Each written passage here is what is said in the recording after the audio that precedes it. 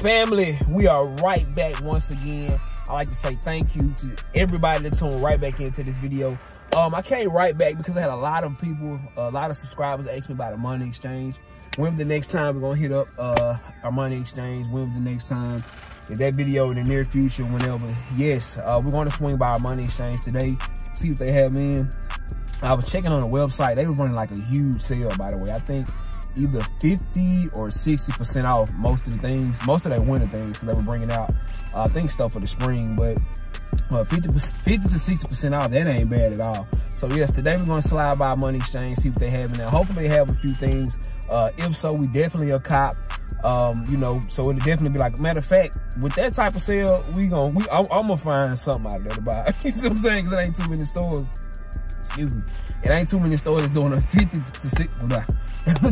Get yourself together, Scott. There's not too many stores that's doing a 50 to 60% off sale. So yeah, man, we finna hit the Armani exchange. You guys come along. We finna kill this. Let's go.